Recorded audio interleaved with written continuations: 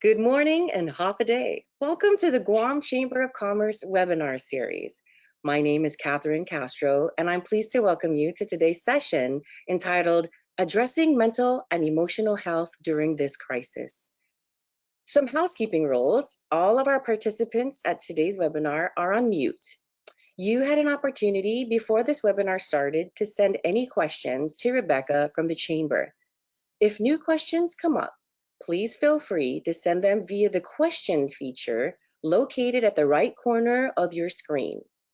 And the Chamber team will pass the messages to our panelists during the Q&A portion of this program. Our main presenter is Risha Uggan, a licensed professional counselor currently operating in private practice. She earned a bachelor's degree from the University of Nevada, Las Vegas in human services with a minor in addiction prevention and a master's degree from Argosy University, San Diego in counseling psychology with an emphasis in marriage and family therapy.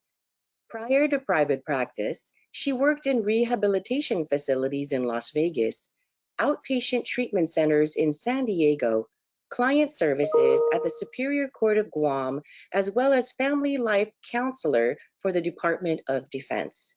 Without further ado, welcome, Risha. We're happy to have you. Thank you, Catherine. I'm happy to be here.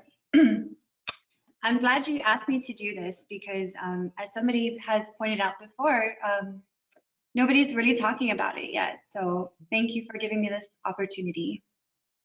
Great. So go ahead and get started. I'm going to log off. Sounds good. So thank you everyone for being here. I can't see you, but thank you for being here anyway.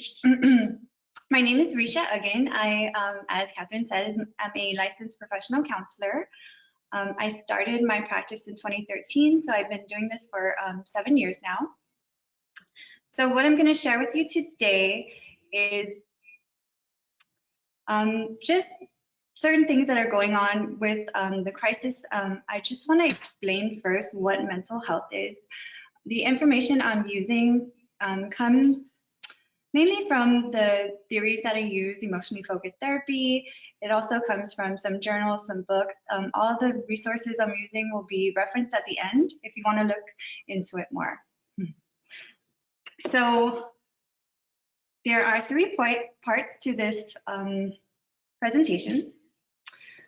First, I'm going to tell you what mental and emotional health are. Then some of the challenges, how we respond to them, and what to do. Okay, so part 1. What is healthy? So what does it actually mean to be healthy? Do I have to be happy to be healthy? Do I have to be thinking positive thoughts to be healthy? Do I have to be challenge-free to be healthy? And the answer is no. If we use happiness, positive thoughts, or not having any challenges as our determining factor for healthiness, we are actually creating an unrealistic expectation for ourselves. Because the truth is, we cannot be happy, healthy, or have no challenges all the time, right? And holding happiness as our standard may cause us to suppress emotions like sadness or fear, and because we want to just play this part like we're happy all the time. And denying those thoughts and feelings actually exist can create the opposite effect of healthy. It can actually make you unhealthy.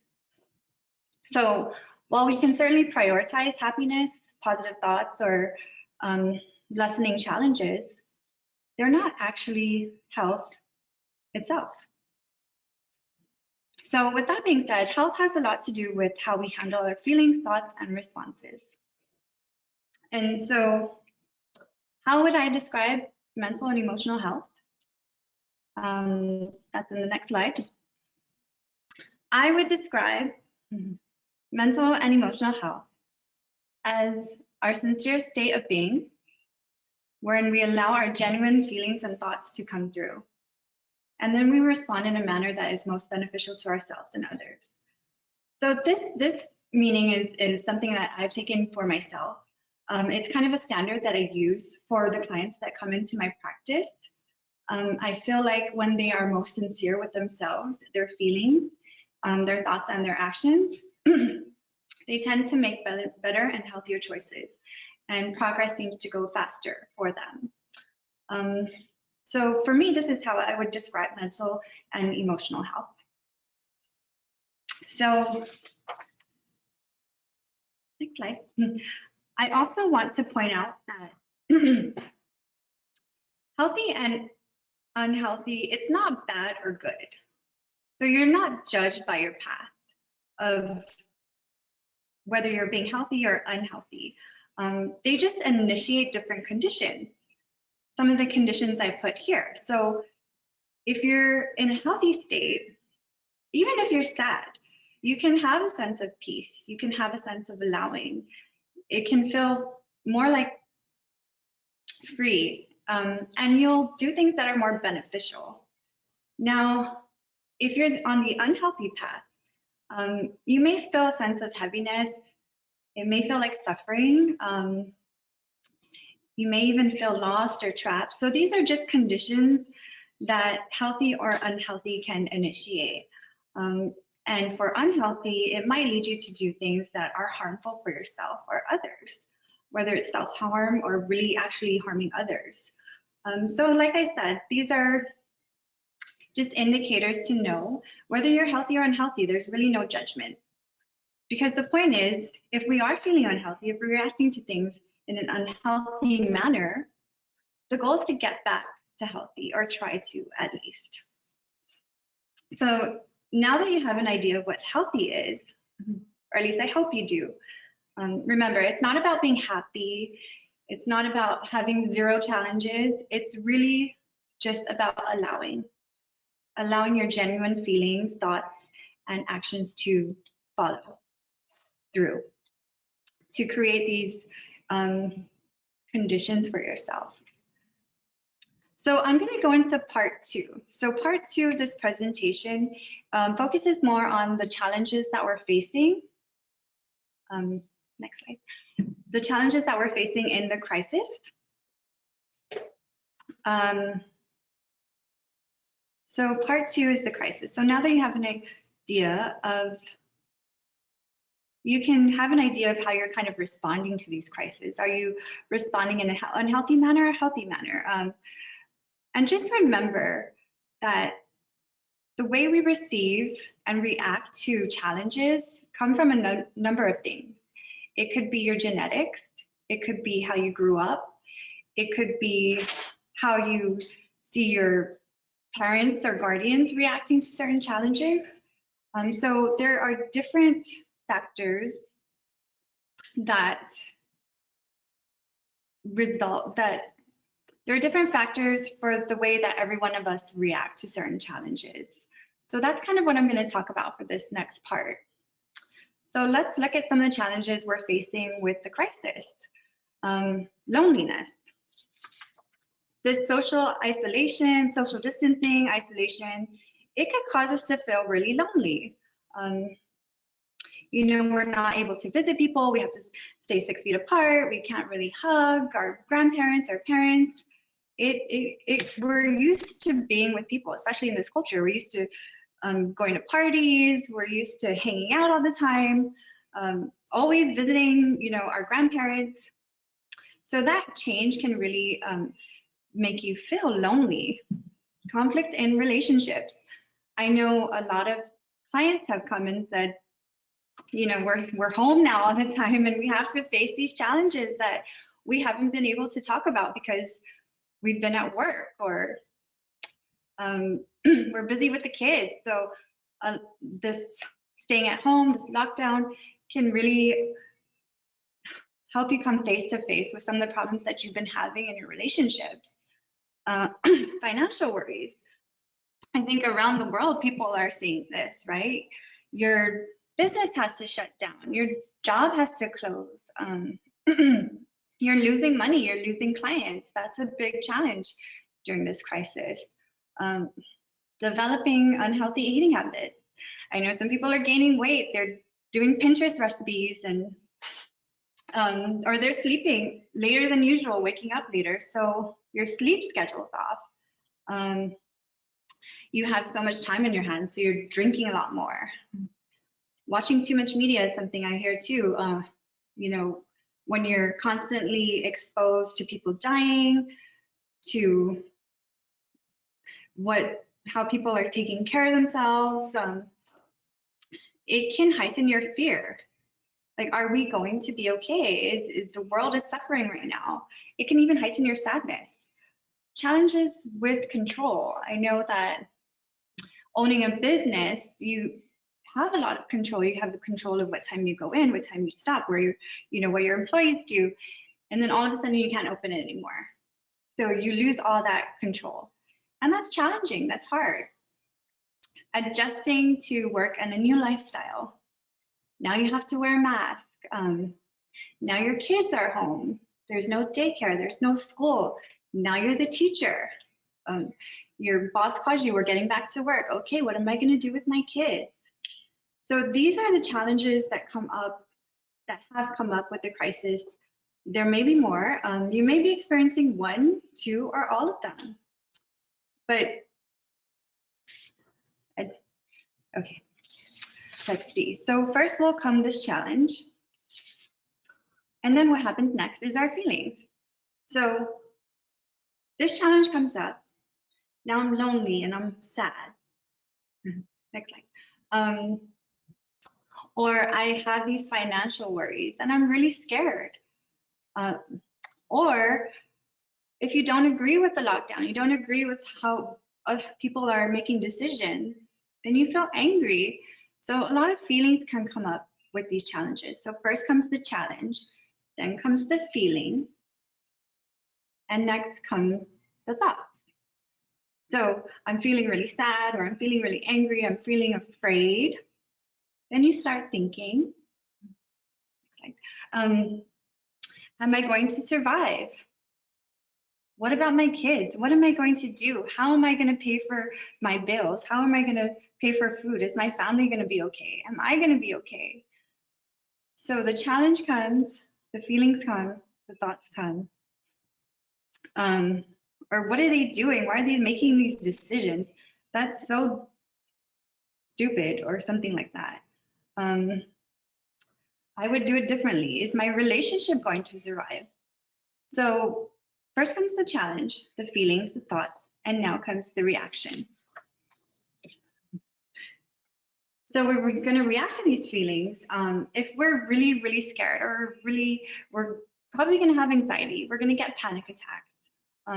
If we're feeling really sad and isolated, we're probably going to get depressed, right? We're going to feel unmotivated, not ready to get out of bed, stay in bed all day. We're going to be fighting with our spouse, our partner, our family constantly if we're just feeling really angry about everything.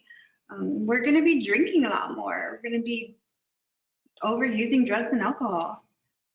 Or we can just completely deny everything. Like, oh, nothing's happening. I'm okay. I can party out all night. Sometimes these challenges can feel so overwhelming that it could actually affect us physically. We can start to get headaches.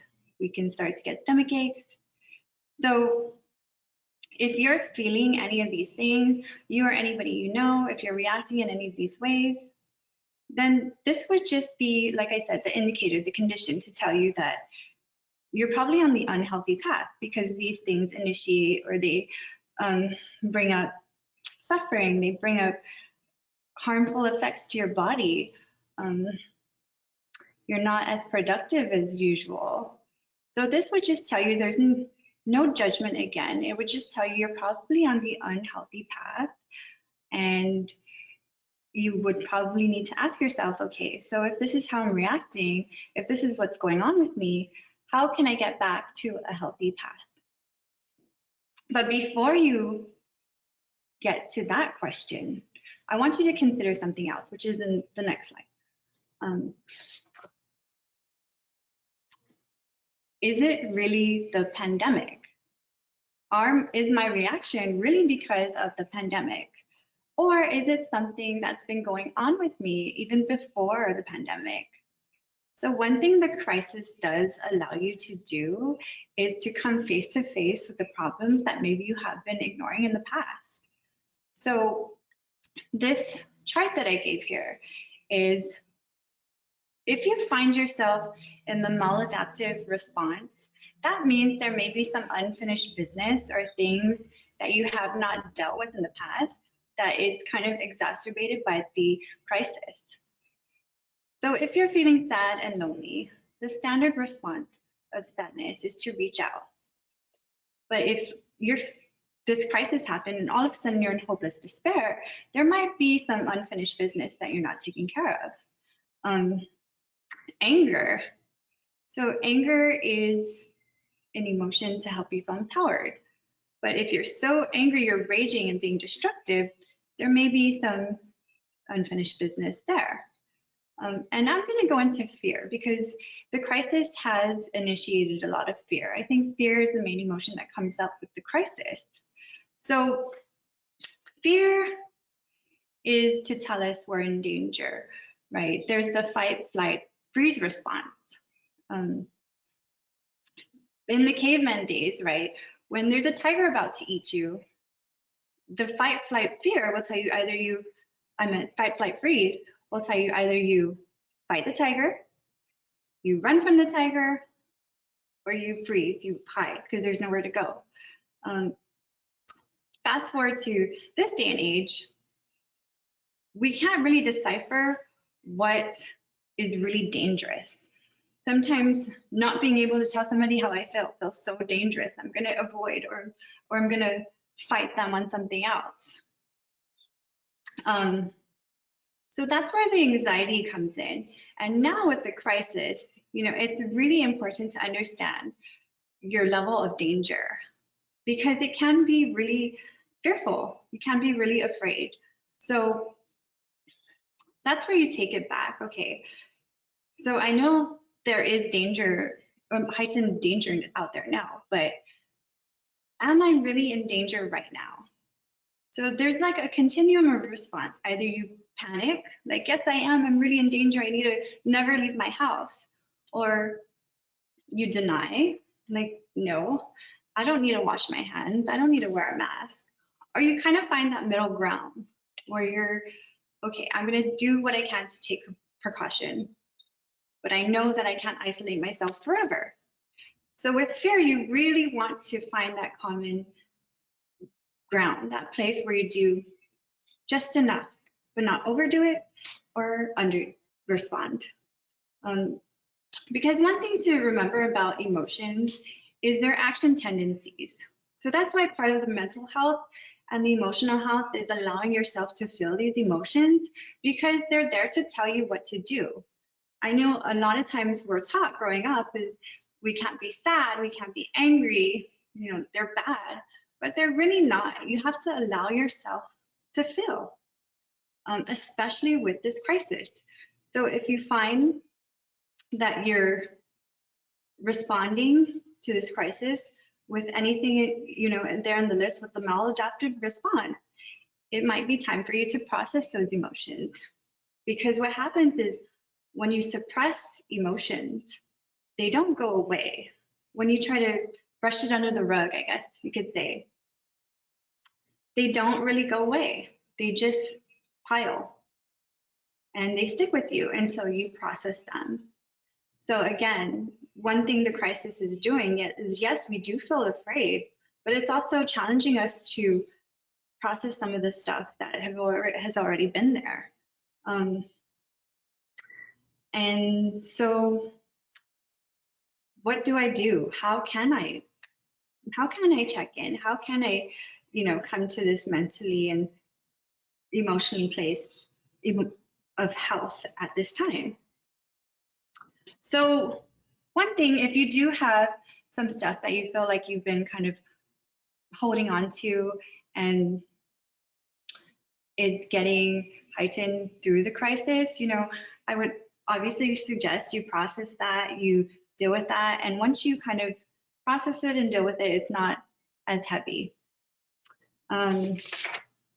So the last part of this presentation is what can I do? Okay, so if this is health, if this is the challenge and response, and this is unhealthy, what can I do if I feel myself getting off track, or if I feel that I am unhealthy? What can I do? So let's get into part 3. And since I don't have a magic wand and I can't say, okay, let's change the situation. Let's rid us of all coronavirus. Let everyone be safe and good. We can't really change our external circumstance, right? I think a lot of times people think that if we do, that things will get better, but it really starts with internal control.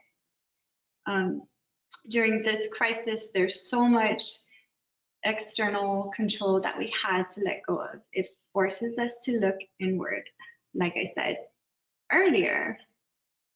But that's not a bad thing, because our desire to control things externally is probably because we don't have control internally.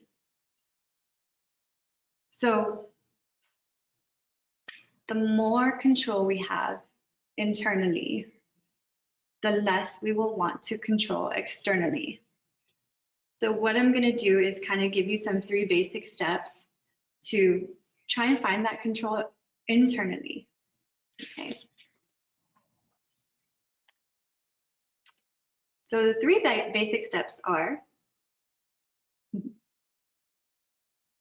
assess, accept, and action. So I'm using these 3 steps, and I've made them kind of easy to remember, and something that you can probably do at any time of the day, any day of the week, and any moment. So let's go into the first one, assess. So remember, we're talking about getting back on track. We're talking about being healthy again. We're talking about all these external things happening to us, all these challenges, being overwhelmed, being stressed. Now, what are we going to do? We're going to do step 1. Assess mindfully. So I'm sure you've all heard of mindfulness. It's a really big thing. Next slide. In the field of psychology and the spiritual world. So it's really about being in the present. So when you assess mindfully, you're going to stop, drop, and breathe. You're just going to take a moment. You're going to just see, okay, what is going on with me internally right now? If you feel stressed, you feel overwhelmed, you feel angry, you feel sad, whatever it is that you're feeling, you stop and you take a moment. Okay, what is happening? What am I feeling? What am I doing? You literally stop what you're doing, you drop what you're doing, and you breathe. They say in monk school, the very first thing they teach you is breathe, how to breathe properly. It's like going back to basics. The first thing you do when you come out of the womb is you breathe. So that's a lot of what mindfulness is. It's just stopping and breathing. And there's an exercise in the end that we'll do, and it's just really about breathing and checking in. So you're paying attention to what's going on with you without judgment. I know a lot of times we have that voice in our head that's like, move, move, move. We stop and we just pay attention to our feelings or what's going on inside of us. Sometimes it's helpful to tap into your senses, like, okay, what am I smelling? What am I tasting? What am I hearing? What am I feeling? Then you close your eyes and you just breathe. So that would be step number 1. Step number 2 is assess mindfully. I'm sorry, that was 1. Accept compassionately. Rebecca's helping me with my slides, so. Accept compassionately. So there's a difference between accepting what's going on, just being able to accept it without compassion versus accepting what you're feeling, what you're doing, what's happening with compassion. I think compassion, learning this through the psychologist, Dr. Kristen Neff, in one of her trainings that she did in Australia, it was really a game changer for me and for a lot of the clients when I brought up this concept of self-compassion. So with compassion, I think it's really easy for us to be compassionate with other people, but when it comes to ourselves, it's difficult because a lot of times we don't even really sit to look in what's going on inside of us. And then other times we have this critic voice. We have the voice that tells us, you need to be doing something, kind of like a commander voice. So let's look at compassion. It's really looking at being conscious of somebody's distress with a desire to alleviate it. So if we were to turn it towards ourselves, it's like looking at what we're going on, our distress, and having the desire to alleviate it for ourselves. There are three components. One is mindfulness, which we just talked about. One is kindness, to be gentle with ourselves. And then the other thing is a sense of common humanity, feeling connected with others in our experiences. So as we know, we're all kind of going through this. All the challenges I mentioned, I'm sure everyone has experienced at least one of them. So it's important to remember that you are not the only one. Sometimes when we're faced with our challenges, we feel like we're the only ones going through it, but we're not. We all have the same human experience. So when we accept, we allow, we sit with the discomfort, we know that this shall pass. And there's no feeling or thought that cannot cultivate compassion. Okay, so if you're sitting here with so much fear, your compassionate voice will say it's okay to be afraid. If you're saying, no, things need to change, your compassionate voice would say, it's okay. Things will be okay. I know you're afraid. And that's usually where our critic voice comes from. It comes from this place of fear. Even that voice, what I hear a lot is, you're not good enough, everything. Then when I really dig deep, that always comes up with the critic voice, no matter what's going on around us. And the compassionate voice always doesn't get mad at the critic voice. It says, I know you feel that way. I know you're sad. I know you're afraid, but it's okay to feel that way. Pretty much. It doesn't even really give direction. It just says it's okay to feel that way. It just kind of calms it down and says everything will be okay. So I know it's uncomfortable sometimes to kind of sit with these things and these feelings and these thoughts, but having this compassion will relieve you of that discomfort. So it's so important to have compassion, self-compassion, when you assess and get into this stage 2 where you accept, you do it with compassion. Okay, so after compassion, the last step would be act intentionally. So what happens is when we are faced with a challenge, we kind of move through our feelings and our thoughts, and then we just react. Now, what this 3-step process does is it gives you a moment. So instead of reacting, you respond. And you respond with intention. When you kind of take a moment and you say, okay, what is going on with me? Okay, this is what I'm feeling, this is what I'm thinking. You kind of respond with compassion. Then you ask yourself, what do I need right now?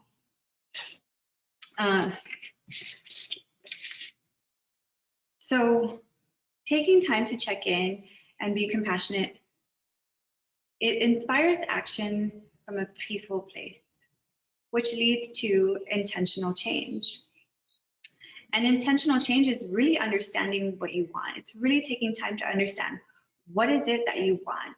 And even further than that, it takes time for you to understand what is it in life that we want. So let's use maybe financial loss as a example. So this challenge happens, you're losing money. If you were to kind of react, you can either just sit in your sadness or fear. Worst case scenario, go and try to steal something or something like that, because you're so afraid that nothing's going to happen for you, or you borrow all this money. But if you kind of just stop, assess, and accept, and then find out, okay, what is it that I really need right now? You might find that you don't really even need that money right now. You might find that, okay, I can wait, this is temporary. I have enough in my savings, or maybe I don't even need that money. Maybe I don't even need that lifestyle right now. So what you're doing when you assess, when you take a moment, you accept, and then you assess, you really check in with what's the next step. You try to check in with, okay, what would be the healthiest thing for me to do right now?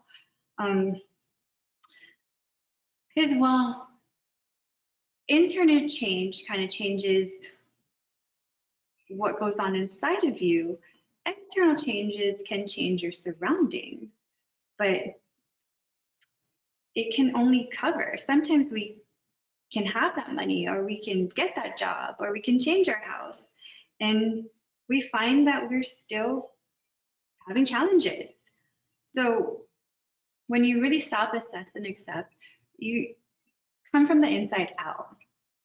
So that first, if you're okay, everything that's around you will be okay, because intentional change deals. External circumstantial change covers, and intentional change deals with the situation.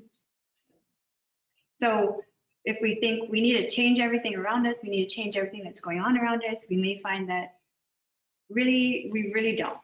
We just need to change what's going on inside of us. So remember, assess mindfully, accept compassionately, and act intentionally. So the last thing I want to do is I want to kind of just do an exercise that can help you do the 3 basic steps we just talked about. So I'm going to assume everyone's going to do this with me. The first thing we'll do is assess mindfully. So if everybody can just take a moment, right? It's about stop, dropping, and breathing. So if everyone can just take a moment, stop what you're doing, drop what you're doing, and just close your eyes and breathe. So I don't know if you've ever done deep breathing before, but you breathe in through your nose, you breathe out through your mouth.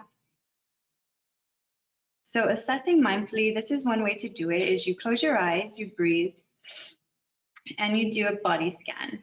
It's a pretty popular mindful meditation. So you close your eyes, you breathe, and it's almost like you're scanning. Usually I would go really slow, but I'll make it a little bit quicker. So you close your eyes, you breathe, and you imagine like a scanner going up and down your body. So from the top of your head, and you're doing this as you breathe. And you're paying attention to, okay, what's going on in my head, behind my nose, my mouth, my neck, shoulders, arms, middle torso, legs, all the way down to your feet. Remember, you're breathing, and then you go back up, and then you go down.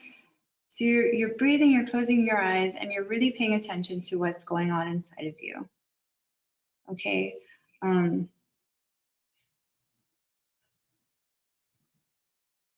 You may find that you feel some stress more in your back or your neck or your head.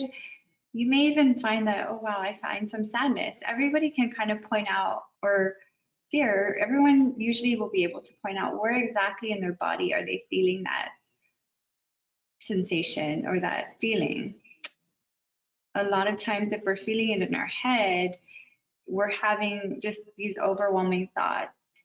If we have it around our heart area, we're overwhelmed with all these emotions. So you really just want to check in. Let's say, okay, now that we're checking in, we're breathing, we're doing a body scan, we're going up and down. Now we're going to check in. Okay, I feel afraid. Okay, let's just use afraid. I feel really afraid. I feel like we're all in danger. I feel like I won't survive this crisis. So next will come the compassion. So it's important for you to find maybe a compassion mantra. So things that you can say to yourself that are really compassionate. What happens a lot is people start to give direction. They start to say, no, you shouldn't feel that way, or you shouldn't tell me that. But that's not the compassionate voice. Somebody called it their Jesus voice, their spiritual voice. The compassionate voice is just really understanding. Remember, the point is to alleviate. So if you're breathing and you're feeling afraid, your compassionate mantra will be, I know you're feeling afraid. It's okay to feel that way. There's a lot of people in the world that are feeling afraid. Or if you're saying, if you're that critic voice is saying, no, we're not going to be okay. The compassionate voice can talk back and say, yes, we are. We're going to be okay. Everything is going to be okay. Eventually, the world has gone through these things before. You are loved, So different things that you can say to yourself, things that you would say to your best friend or your family or people that you really care about. You say them to yourselves in this moment.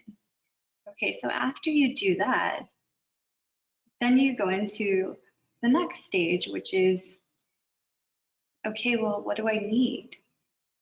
So usually, if you remember the chart from earlier, if you're feeling afraid, fear means you're not feeling safe. So, okay, I need to feel safe. Okay, what can I do to feel safe? Okay, maybe I need to call my mom or, different things that make you feel safe. You assess, I'm not really in danger. I'm not about to die. There's not a tiger that is about to eat me. But okay, how can I feel safe in this moment? So let's say you call your mom and then all of a sudden you start to feel safe, your fear alleviates. Then you realize, okay, I think I'll be okay. I think maybe I'll do a hobby that I've never done before. So it leads you down a more healthy path. You have this more intention to be good, to be healthy, to change. So those are 3 really simple steps to just stop, drop, breathe, assess, and then accept what's going on and do it with compassion and then act intentionally. Okay, so I hope that was helpful for everybody.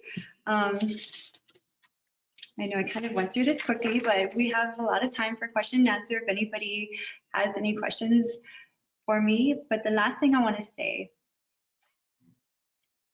which is the next slide, is that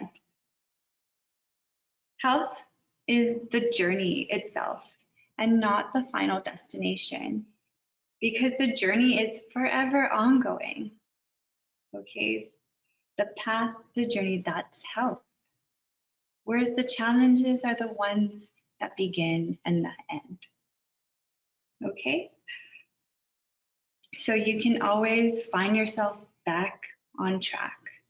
Whether you've been on this unhealthy track for the longest time, there's really no judgment. You know why? Because health and that journey and that track will always be there. There will always be a way to get back. Okay? So all my references are there. I hope that what I shared with you is helpful. I guess if we have any questions, you can send it through. If not, You can always find me online. I have a website, rishaugen.com. If you have any other questions that you want to ask me, in the last slide, there is references. So if you kind of just move there, yeah. So if you want to look more into the things that I've just shared. So there is a online course on Coursera that was really good. It's called A Life of Happiness and Fulfillment. I know everybody's at home. It's a free college course website. That's it. So I wish everybody well, happy, healthy rest of the weekend. We do have some comments, Risha. Some of them have said thank you for the information. And, personally, I thought that, going through the breathing exercise was really, really good. And I love how you were talking about, providing, assessing mindfully and just accepting um, uh, the components of being mindful and looking at yourself and being kind to yourself, because a lot of the times, we express compassion for others, but we don't internalize that and look at ourselves, right? So I really appreciated that. There's an exercise that I use for compassion in my sessions where I kind of break it down to 3 voices, and it's in this self-compassion by Dr. Kristen Neff. She talks about it. Actually, Dr. Leslie Greenberg, who I trained with, he breaks it into 3 voices. So what you're supposed to do is kind of sit in each chair and be each voice. And the first voice is your critic. You just speak to that critic voice. Your second voice is kind of your judged, your vulnerable voice. And then the third voice is your compassionate voice, and it kind of responds and talks back to your critic and your responder, your vulnerable voice, in a very compassionate way. So that's also very helpful in finding that compassion. Yeah, it's a really big component. It sounds so simple, but a lot of people, you'd be surprised. They're like, compassionate voice. And then they start giving, commands again. I'm like, no, that's not your compassionate voice. That doesn't sound very compassionate. Right. Yes. I'm going to put up the last poll for all of our participants, and while we speak and finalize today's session. So if everybody would kind of respond to the quick poll there, that would be super terrific. I know that you had an opportunity at the very beginning of today's session to let us know how you were feeling. And then now we wanted to get an idea of how, after going through the session with Risha, how you're feeling now. So Risha, if there was anybody, who's still feeling anxious and, wanted to seek some help, what would be your recommendations for these folks? Well, I would definitely recommend that they do get some help. Like I said, there's a lot to process, not even just with this crisis, but a lot of the things that we have, been through that might be heightened by the crisis. So they can call my office. Or there's some other private practices that we can recommend. There's also Guam Behavioral Center, Wellness Center. So there are some resources out there. I know there's not too many. So if you're having kind of issues trying to find somebody to talk to, you can always call our office. If I'm busy or if my partner's busy, we will always give a recommendation. I also have a cousin at IHP. She does private practice as well. Her name is Jolene again, so you can call her too. I have another cousin at West Care. They have some really good programs, but I think they're specific to certain populations. But you can always call into our office. We can give recommendations. We can kind of show you, where to go. It's not easy to find someone. I hear that a lot in the community. It's not easy to find somebody. It's not easy to find a counselor, but they're out there. There Yes. are resources out there. And I Thank you. encourage everyone, that's part of the whole PowerPoint, the what I was trying to educate people is that we need to, really just talk about these things, allow them to come through, because what happens is a lot of feelings and distress, it's really temporary. It's really ourselves that kind of keep us there for as long as we do. But once we process it, once we get through it, we're back on track. We're back on this healthy journey. These things happen. I want to normalize it too. Everybody kind of goes through these things, Mm-hmm. I don't know if you've heard some of the challenges that have come up or. Mm-hmm. I agree. So, well, thank you so much, Risha. We're still getting comments about thanking you and what a good seminar or webinar this is. Thank you. Um, so maybe if there's an opportunity to do this again, maybe kind of going deeper for those that are interested. If the members want to let us know, we can talk with Risha again and do something a little bit different.